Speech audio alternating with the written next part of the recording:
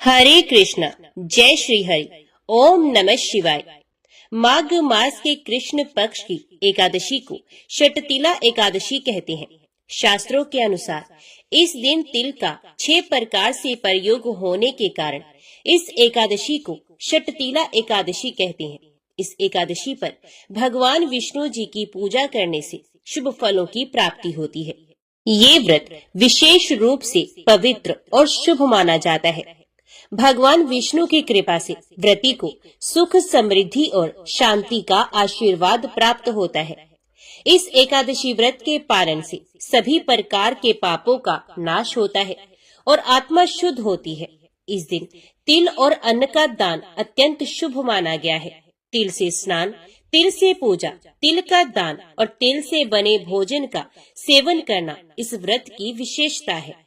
जो भक्त सच्चे मन और श्रद्धा से इस व्रत का पालन करते हैं, उन्हें भगवान विष्णु का आशीर्वाद प्राप्त होता है और जन्म मरण के बंधनों से मुक्ति मिलती है। तिल के उपयोग से शरीर और मन की शुद्धि होती है। इसी के साथ दाम्पत्य जीवन भी खुशहाल बना रहता है और हमें जीवन में सफलता प्राप्त होती है। तो आइए आज की वीडियो में आप सुनिए षटतिला एकादशी की बड़ी ही दुर्लभ कथा। आज के दिन एकादशी माता और षटतिला एकादशी की पवित्र कथा को सुनने से मनुष्यों के सभी पाप और संकट कट जाते हैं और मनोकामनाओं की पूर्ति होती है, वैकुंठ धाम की प्राप्ति होती है। तो सभी लोग बड़ी श्रद्धा और प्रसन्न चित मन से इस कथा को पूरा अवश्य सुनिए।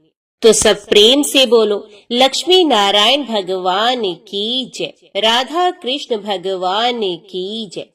युधिष्ठिर ने भगवान श्री कृष्ण से पूछा, हे जगन्नाथ, हे श्री कृष्ण, हे आदिदेव जगतपति, माघ मास के कृष्ण पक्ष में कौन सी एकादशी होती है, उसके लिए कैसी विधि होती है तथा उसका फल क्या है?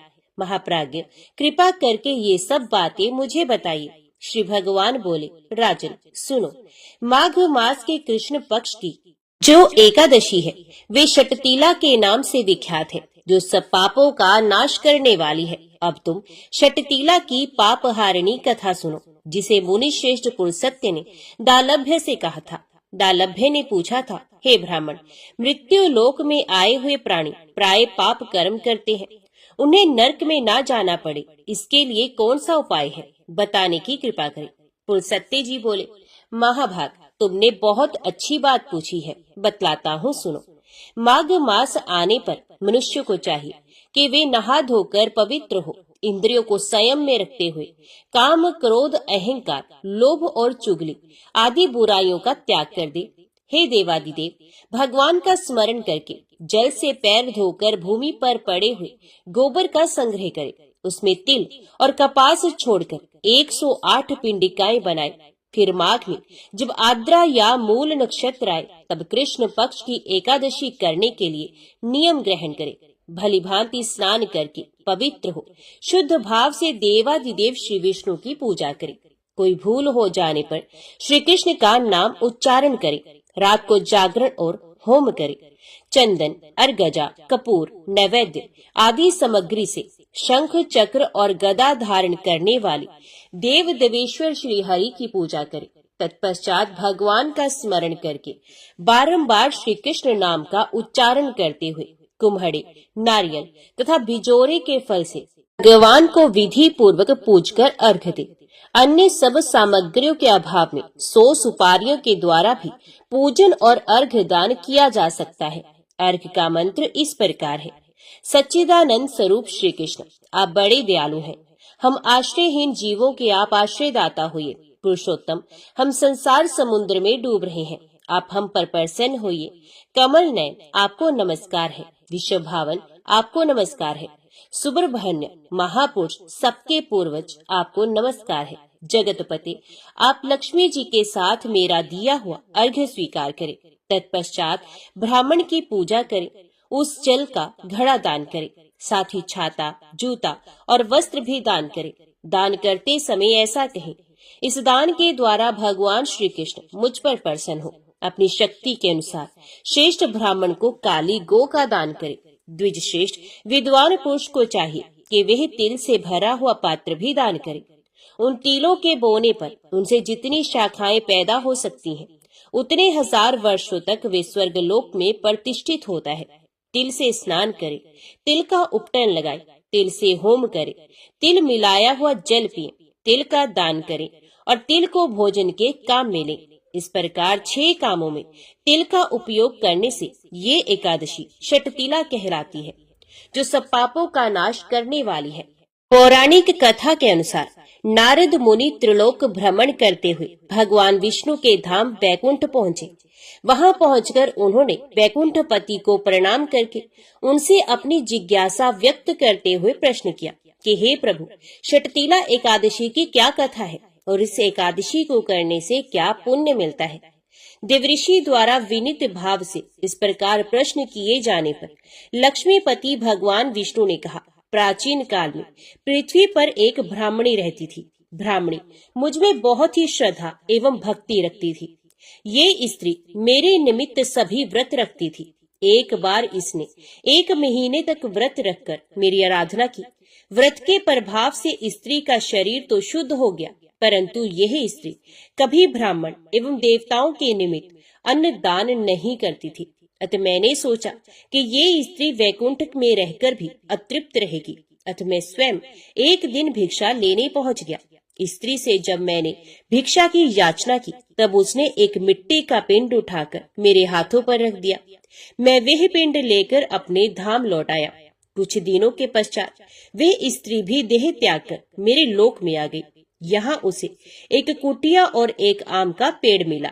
खाली कुटिया को देखकर वे स्त्री घबराकर मेरे समीप आई और बोली कि मैं तो धर्मपरायण हूँ, फिर मुझे खाली कुटिया क्यों मिली है। तब मैंने उसे बताया कि यह अन्नदान नहीं करने तथा मुझे मिट्टी का पिंड देने से हुआ है। मैंने फिर उस स्त्री से बताया कि जब देव कन्याएं आपसे मिलने आए, तब आप अपना द्वार तभी खोलना जब वे आपको षटतिला एकादशी के व्रत का विधान बताए। स्त्री ने ऐसा ही किया और जिन विधियों को देव कन्याओं ने कहा था, उस विधि से ब्राह्मणी ने षटतिला एकादशी का व्रत किया। व्रत के प्रभाव से उसकी कुटिया अन्न धन से भर गई। इसलिए हे नारद, इस बात को सत्य मानो कि जो व्यक्ति इस एकादशी का व्रत करता है और तिल एवं अन्नदान करता है, उसे मुक्ति और वैभव की प्राप्ति होती है। हालांकि हमारे शास्त्रों में कहीं भी व्रत करने का प्रावधान नहीं है। व्रत विधान के विषय में जो पुलस्त्य ऋषि ने गालभ्य ऋषि को बताया, वे यहाँ प्रस्तुत है। ऋषि कहते हैं कि माघ का महीना पवित्र और पावन होता है। इस मास में व्रत और तप का बड़ा ही महत्व है। इस माह में कृष्ण पक्ष में आने वाली एकादशी को षटतिला कहती हैं। षटतिला एकादशी के दिन मनुष्य को भगवान विष्णु के निमित्त व्रत रखना चाहिए। व्रत करने वालों को गंध, पुष्प, धूप, दीप, तांबूल सहित विष्णु भगवान की षोडशोपचार से पूजन करना चाहिए। उड़द और तिल मिश्रित खिचड़ी बनाकर भगवान को भोग लगाना चाहिए। रात्रि के समय तिल से 108 बार ओम नमो भगवते वासुदेवाय स्वाहा इस मंत्र से हवन करना चाहिए। प्रेम से बोलिए, भगवान श्री लक्ष्मी नारायण जी की जय। आइए अब बड़े प्रेम से एकादशी माता और तुलसी माता की कथा को भी सुनते हैं। इन कथाओं को सुनने से ही एकादशी का व्रत पूर्ण माना जाता है। एक बूढ़ी माँ ने एक बार एकादशी माता का व्रत रखा। बड़ा ही भक्ति भाव से पूजा अर्चना की। उन्हें वृद्ध अवस्था में क्या बाधा थी। वे तो अपने पुत्र पौत्रों की सुख सुविधा के लिए व्रत रखने लगी थी। वे दिन भर तो जरा कठोर मन करके अपनी प्यास को रोके रही। दिन में पूजा पाठ किया, कथा सुनी और पंडित जी को मिट्टी के पात्र में भरकर पानी और ऋतु फल दान में दिए। दोना भर के बूरा शक्कर वितरण किया। उन्हें गर्मी के कारण बहुत बेचैनी हो रही थी। इस कारण से बड़ी देर तक पानी में पड़ी रही और पानी के कुल्ला करती रही। अपना मुंह धोती रही। तब कहीं थोड़ा बहुत धैर्य बंध पाया। धूप तो बहुत तेज पड़ रही थी, इस कारण बार बार उनका मुंह सूख रहा था। बूढ़ी माँ बहुत बेचैन हो रही थी। एक तरफ बुढ़ापा और दूसरा ये भयंकर गर्मी। वृद्ध अवस्था की स्थिति तो कुछ दूसरी ही प्रकार की होती है। तैसे तैसे रो धो के दिन कट गया। अब पहाड़ सी रात सामने थी। उसका कटना बड़ा ही कठिन दिखाई दे रहा था। खटिया पर पड़े शांति नहीं मिल रही थी।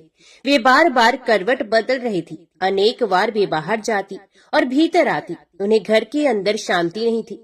वे पड़ी पड़ी एकादशी माता का स्मरण करती रही। वे कहती रही कि हे माता जी, आप मेरी लाज रखिएगा, आप ही मुझे शक्ति दीजिएगा, जिससे मैं भली भांति आपका व्रत पूरा कर सकूं और ये पहाड़ सी रात शांति पूर्वक व्यतीत हो सके। प्यास के कारण बूढ़ी माँ की बेचैनी तो बढ़ ही रही थी। उन्होंने धैर्य रखने का बहुत प्रयास किया, किंतु सहनशीलता की सीमा टूट गई और वे घबराकर एकदम चिल्ला पड़ी और बोली कि बचाओ बचाओ। अम्मा का चिल्लाना सुनकर परिवार भर के नर नारी, बच्चे और पड़ोसी एकत्रित होकर बूढ़ी अम्मा की खटिया के समीप पहुंच गए। सबने पूछा कि अम्मा जी, आपको क्या हुआ? आप क्यों चिल्ला रही हो? आप इस वृद्ध अवस्था में ये कठिन व्रत क्यों कर रही हैं? अम्मा जी की शक्ति से ही भक्ति होती है। थोड़ी ही देर में वे फिर से बोले, अरे हमारे तो प्राण ही निकले जा रहे हैं। मेरी छाती पर ठंडे पानी का घड़ा रख दीजिए। नातिया ने दादी की छाती पर ठंडे पानी का पात्र रख दिया। तब कहीं उन्हें थोड़ा बहुत आराम मिला और थोड़ी देर के लिए उन्होंने अपनी आंखें बंद कर ली। एकादशी माता ने सोचा कि ये बूढ़ी अम्मा है तो बहुत कठोर, जरा जाकर उसकी परीक्षा लेनी चाहिए। वे आधी रात को मुर्गा बनकर टेर लगाने लगी। मुर्गे की आवाज सुनकर दादी झट से उठी और बाहर जाकर आसमान की ओर देखा, किंतु आसमान में कहीं उन्हें प्रातःकालीन तारा दिखाई नहीं दिया। तो वे सोचने लगी कि ये मुर्गा क्यों और कैसे बोल रहा है। उन्हें प्यास तो लगी रही थी। थोड़ा बहुत उनका मन भी विचलित होने लगा, किंतु अंत में उन्होंने दृढ़ निश्चय किया कि मैं अब व्रत को पूर्ण करके ही छोड़ूंगी, चाहे भले ही मेरे प्राण क्यों न निकल जाए। ये सोचकर फिर वे खटिया पर शिथिल होकर लेट गई। थोड़ी ही देर में एकादशी माता ने उनकी फिर से परीक्षा लेनी चाहिए। ये एक छोटी सी बालिका के रूप में एक गिलास में शरबत लेकर उनके सिरहाने खड़ी हो गई और जोर से बोली, दादी जी, सवेरा हो गया है, अब हाथ मुंह धोकर शरबत पी लीजिए। पहले तो शरबत का गिलास देकर उनका मन ललचा गया, किंतु अचानक व्रत का स्मरण हो आया और उन्होंने सोचा कि मैं किसी भी प्रकार से अभी शरबत नहीं पी सकती, और वे शांति पूर्वक अपनी खटिया पर लेट गई। फिर थोड़ी ही देर में उन्हें ऐसा लगा जैसे कि किसी ने उन्हें पानी के कुएं में पटक दिया हो। ये बड़ी देर तक उस कुएं में हाथ पांव चलाती रही, किंतु उन्होंने अपने मुंह में पानी की एक बूंद भी नहीं जाने दी और वे दृढ़ता पूर्वक अपना व्रत पालन करती रही। थोड़ी ही देर में ना जाने कहां से सामने आग जलने लगी, जिससे भारी गर्मी बढ़ने लगी। प्यास के कारण प्राण निकलने लगे, किंतु बूढ़ी अम्मा का कुछ भी नहीं बिगाड़ पाया। वे जहाँ की तहाँ मुस्कुराती हुई सी बैठी रही और थोड़ी ही देर में बाहर प्रकाश दिखाई देने लगा। ऐसा लगा कि जैसे सवेरा हो गया हो। बूढ़ी अम्मा ने जब बाहर निकल कर देखा तो वे समझ गई कि अभी सवेरा होने में 3-4 घंटे की देरी है। ये जानकर वे शांति पूर्वक इधर उधर घूमने फिरने लगी। एकादशी माता ये बात अच्छी तरह से समझ गई कि ये बूढ़ी अम्मा किसी भी प्रकार से अपने व्रत से नहीं टल सकती। ये उनके सत्य व्रत को अच्छी तरह से समझ गई। सवेरा होते ही बूढ़ी माता ने स्नान किया, भगवान का पूजा पाठ किया, एकादशी माता की कथा सुनी, ब्राह्मणों को दक्षिणा देकर भोजन कराया। तब कहीं उन्होंने जल ग्रहण किया। कन्याओं को भोजन कराने के बाद अम्मा ने स्वयं भोजन किया। उस श्रेष्ठ व्रत के प्रताप से बूढ़ी अम्मा की आयु में वृद्धि हो गई। उनका घर परिवार हरा भरा हो गया। घर में अब उनके कोई अभाव नहीं रहा था। ये हर तरह के सुख साधनों से संपन्न हो गए। नाती नातिन से उनका घर भर गया और वे उसी दिन से 12 महीने की एकादशी का व्रत करने लगी। एकादशी माता के व्रत के प्रताप से इस संसार में हर प्रकार के सुख भोगकर अंत में वैकुंठ धाम को चले गई। जैसे एकादशी माता ने बूढ़ी माता और उनके परिवार को हरा भरा किया, ऐसे ही एकादशी माता हम सभी की मनोकामनाओं को पूर्ण करें। तो बोलिए श्री लक्ष्मी नारायण भगवान की जय। एकादशी भगवान विष्णु की साक्षात शक्ति है, जिस शक्ति ने उस असुर का वध किया है, जिससे भगवान भी जीत पाने में असमर्थ थे। उस शक्ति के आगे मनुष्य के पाप रूपी असुर भला कैसे टिक सकता है। जिस शक्ति ने देवताओं के कष्ट को हरकर उन्हें सुख दिया, वे प्राणी मात्र को क्या नहीं दे सकती। सुख, शांति, समृद्धि और मोक्ष समस्त सुख सहज ही प्राप्त हो जाते हैं। ग्यारस माता की भक्ति में इतनी शक्ति है कि जिसके प्रभाव से मनुष्य को सहज ही सभी प्रकार के सुख प्राप्त हो जाते हैं और अंत समय में मोक्ष की भी प्राप्ति होती है। एकादशी माता की कथा के अनुसार प्राचीन समय की बात है। सतयुग में मुर नामक दानव रहता था। वे बड़ा ही अद्भुत, अत्यंत रौद्र तथा संपूर्ण देवताओं के लिए भयंकर था। उस काल रूपधारी दुरात्मा महाअसुर ने इंद्र को भी जीत लिया था। संपूर्ण देवता उससे परास्त होकर स्वर्ग से निकाले जा चुके थे और शंकित तथा भयभीत होकर पृथ्वी पर विचरा करते थे। एक दिन सब देवता महादेव जी के पास गए। वहां इंद्र ने भगवान शिव के आगे सारा हाल कह सुनाया। इंद्र बोले, महेश्वर, ये देवता स्वर्गलोक से भ्रष्ट होकर पृथ्वी पर विचर रहे हैं। मनुष्यों में रहकर इनकी शोभा नहीं होती। देव, कोई उपाय बताइए। देवता किसका सहारा ले? महादेव जी ने कहा, देवराज, जहाँ सबको शरण देने वाले, सबकी रक्षा में तत्पर रहने वाले जगत के स्वामी भगवान गरुड़ ध्वज विराजमान है, वहाँ जाओ, वे तुम लोगों की रक्षा करेंगे। भगवान श्री कृष्ण कहते हैं, युधिष्ठिर, महादेव जी की बात सुनकर परम बुद्धिमान देवराज इंद्र संपूर्ण देवताओं के साथ वहां गए। भगवान गदाधर क्षीर सागर के जल में सो रहे थे। उनका दर्शन करके इंद्र ने हाथ जोड़कर स्तुति आरंभ की। इंद्र बोले, देव देवेश्वर, आपको नमस्कार है। देवता और दानव दोनों ही आपकी वंदना करते हैं। पुंडरीकाक्ष, आप दैत्यों के शत्रु हैं। मधुसूदन, हम लोगों की रक्षा कीजिए। जगन्नाथ, संपूर्ण देवता मुर नामक दानव से भयभीत होकर आपकी शरण में आए हैं।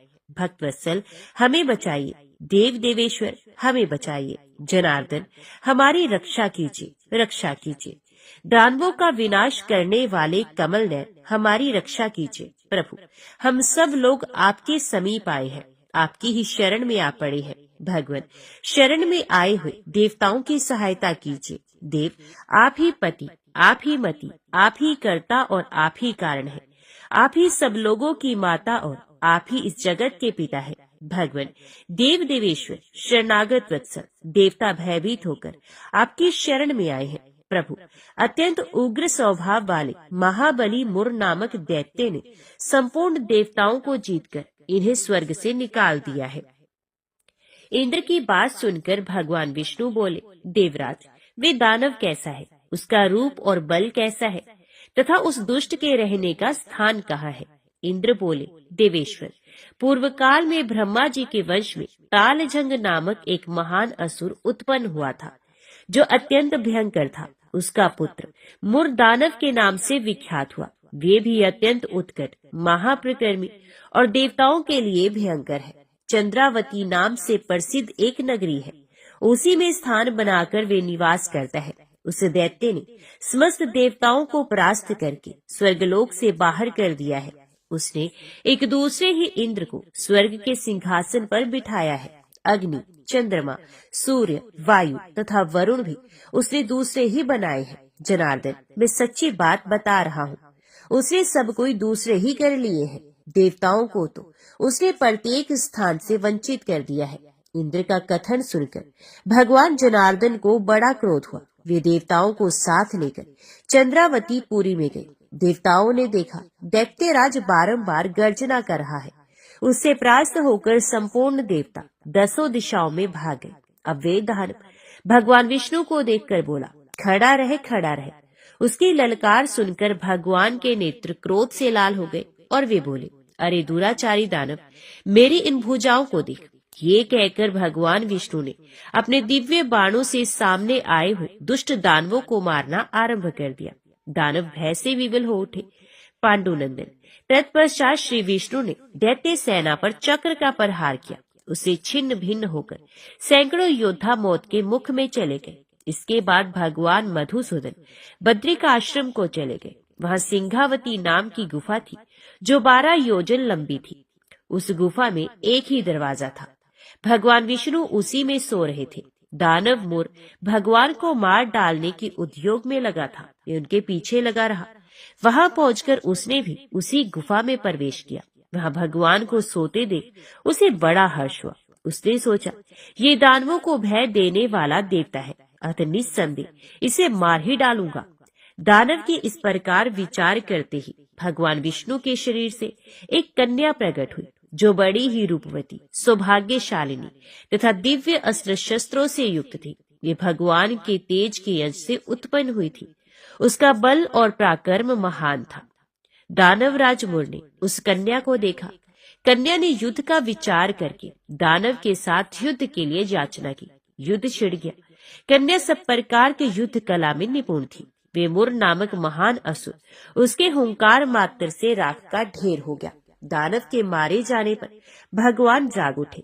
उन्होंने दानव को धरती पर पड़ा देखकर पूछा, मेरा ये शत्रु अत्यंत उग्र और भयंकर था, किसने इसका वध किया है?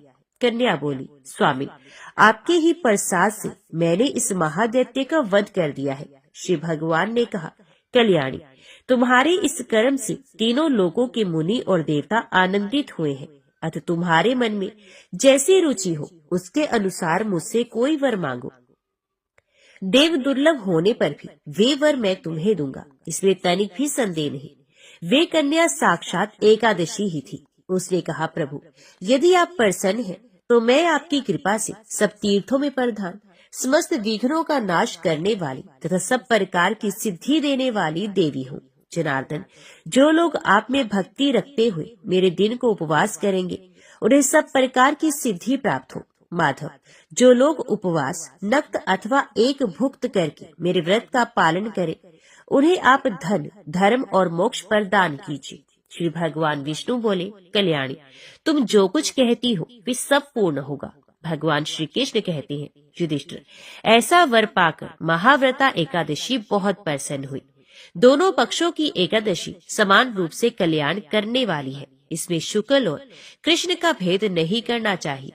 यदि उदय काल में थोड़ी सी एकादशी, मध्य में पूरी द्वादशी और अंत में किंचित त्रयोदशी हो तो वे त्रिस्पर्शा एकादशी कहलाती है। वे भगवान को बहुत ही प्रिय है। यदि एक त्रिस्पर्शा एकादशी को उपवास कर लिया जाए तो 1,000 एकादशी व्रतों का फल प्राप्त होता है तथा इसी प्रकार द्वादशी में पारण करने पर 1,000 गुना फल माना गया है। अष्टमी, एकादशी, षष्ठी, तृतीया और चतुर्दशी ये यदि पूर्व तिथि से विद हो तो उनमें व्रत नहीं करना चाहिए। परवर्तनी तिथि से युक्त होने पर ही इनमें उपवास का विधान है। पहले दिन में और रात में भी एकादशी हो तथा दूसरे दिन केवल प्रातःकाल एक दंड एकादशी रहे तो पहली तिथि का परित्याग करके दूसरे दिन की द्वादशी युक्त एकादशी को ही उपवास करना चाहिए। ये विधि मैंने दोनों पक्षों की एकादशी के लिए ही बताई है। जो मनुष्य एकादशी को उपवास करता है वे वैकुंठ धाम में, जहाँ साक्षात भगवान गरुड़ ध्वज विराजमान है, वहाँ जाता है। जो मानव हर समय एकादशी के महात्म्य का पाठ करता है उसे 1,000 गोदानों के पुण्य का फल प्राप्त होता है। जो दिन या रात में भक्ति पूर्वक इस महात्म्य का श्रवण करते हैं वे निस्संदेह ब्रह्म हत्या आदि पापों से मुक्त हो जाते हैं। एकादशी के समान पाप नाश व्रत दूसरा कोई नहीं है। सब प्रेम से बोलो, लक्ष्मी नारायण भगवान की जय, राधा कृष्ण भगवान की जय, एकादशी माता की जय। अभी श्रवण कीजिए तुलसी महात्म्य की कथा। कार्तिकेय जी ने महादेव जी से कहा, हे भगवान, मैं ये सुनना चाहता हूँ कि कौन सा ऐसा वृक्ष है जिसका पत्ता और फूल भी मोक्ष प्रदान करने वाला है। महादेव जी बोले, बेटा, सब प्रकार के पत्तों और पुष्पों की अपेक्षा तुलसी ही श्रेष्ठ मानी गई है। वे परम मंगलमयी, समस्त कामनाओं को पूर्ण करने वाली, शुद्ध, श्री विष्णु को अत्यंत प्रिय तथा वैष्णवी नाम धारण करने वाली है। वे संपूर्ण लोक में श्रेष्ठ, शुभ तथा भोग और मोक्ष प्रदान करने वाली है। भगवान श्री विष्णु ने पूर्व काल में संपूर्ण लोकों का हित करने के लिए तुलसी का वृक्ष रोपा था। तुलसी के पत्ते और पुष्प सब धर्मों में प्रतिष्ठित हैं। जैसे भगवान श्री विष्णु को लक्ष्मी और मैं दोनों प्रिय हैं, उसी प्रकार ये तुलसी देवी भी परम प्रिय है। हम तीन के सिवा कोई चौथा ऐसा नहीं जान पड़ता जो भगवान को इतना प्रिय हो। तुलसी दल के बिना दूसरे फूलों, पत्तों तथा चंदन आदि के लेपों से भगवान श्री विष्णु को उतना संतोष नहीं होता जिसने तुलसी दल के द्वारा पूर्ण श्रद्धा के साथ प्रतिदिन भगवान श्री विष्णु का पूजन किया है, उसने दान, होम, यज्ञ और व्रत आदि सब पूर्ण कर लिए।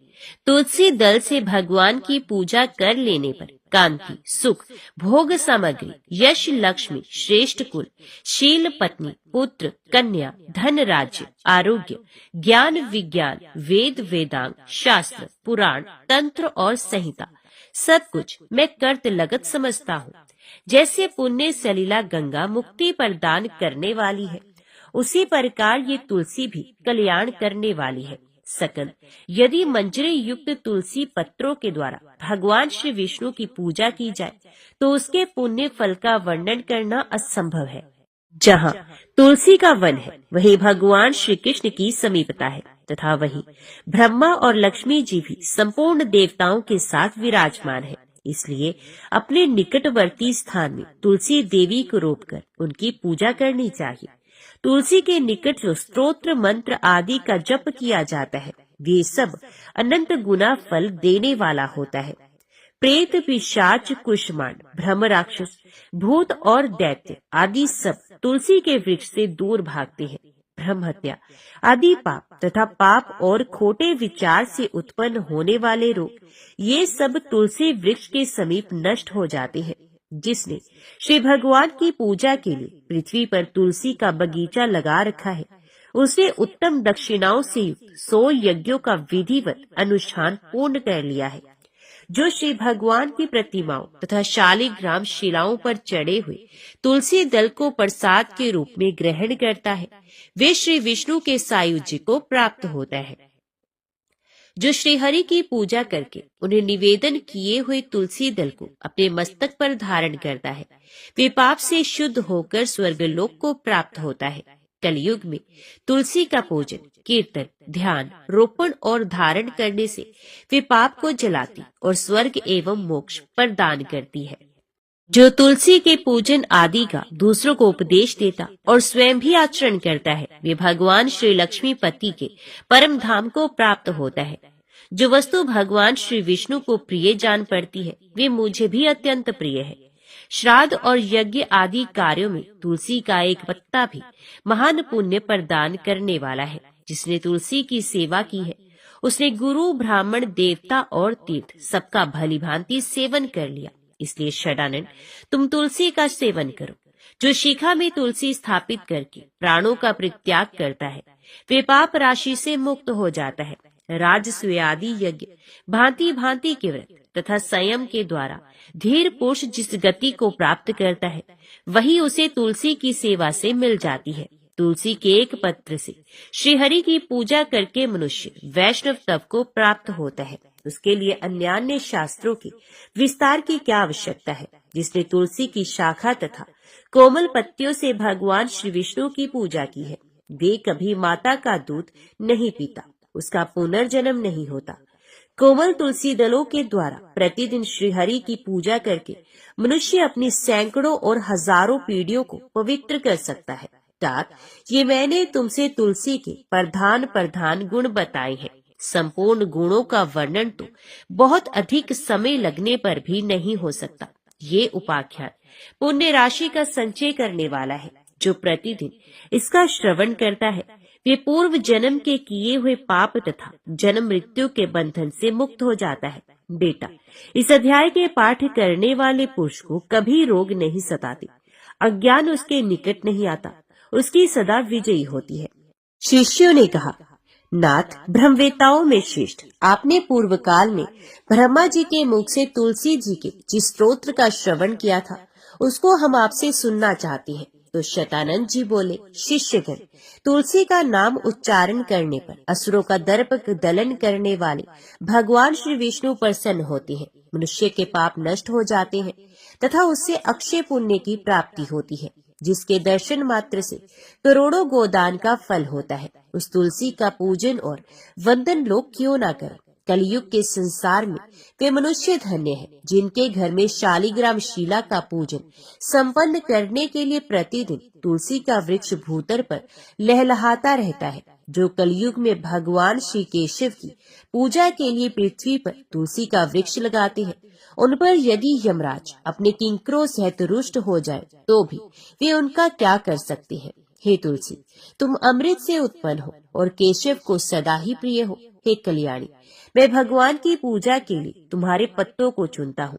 तुम मेरे लिए वरदायिनी बनो। तुम्हारे श्रीअंगों से उत्पन्न होने वाले पत्रों और मंजरियों द्वारा मैं सदा ही जिस प्रकार श्री हरि का पूजन कर सकूं, वैसा उपाय करो। पवित्रांगी तुलसी, तुम कलिमल का नाश करने वाली हो। इस भाव के मंत्रों से जो तुलसी दलों को चुनकर उनसे भगवान वासुदेव का पूजन करता है, उसकी पूजा का करोड़ों गुना फल होता है। देवेश्वरी, बड़े बड़े देवता भी तुम्हारे प्रभाव का गायन करते हैं। मुनि, सिद्ध, गंधर्व, पाताल निवासी, साक्षात नागराज शेष तथा संपूर्ण देवता भी तुम्हारे प्रभाव को नहीं जानते। केवल भगवान श्री विष्णु ही तुम्हारी महिमा को पूर्ण रूप से जानते हैं। जिस समय क्षीर समुन्दर के मंथन का उद्योग प्रारंभ हुआ था, उस समय श्री विष्णु के अनंतांश से तुम्हारा प्रादुर्भाव हुआ था। पूर्व काल में श्री हरि ने तुम्हें अपने मस्तक पर धारण किया था।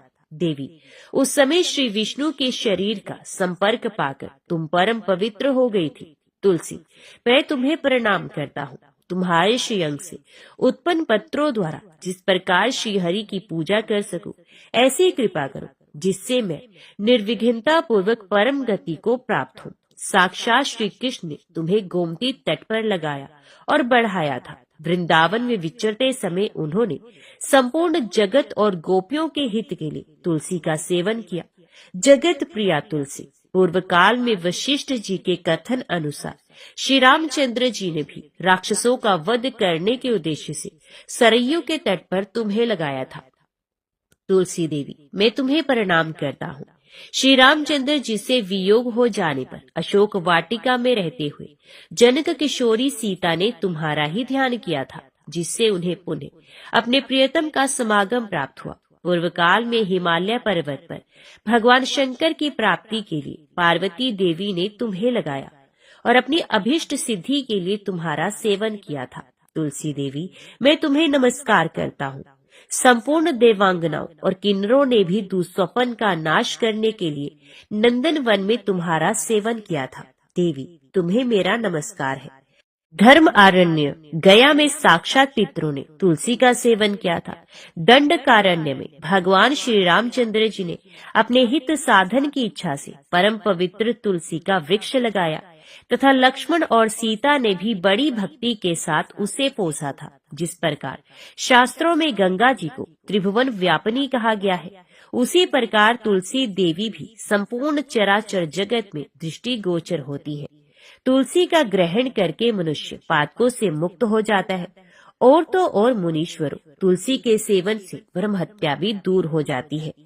तुलसी के पत्ते से टपकता हुआ जल जो अपने सर पर धारण करता है, उसे गंगा स्नान और 10 गोदान का फल प्राप्त हो जाता है। देवी, मुझ पर प्रसन्न हो जाओ। देवेश्वरी, हरि प्रिय, मुझ पर प्रसन्न हो जाओ।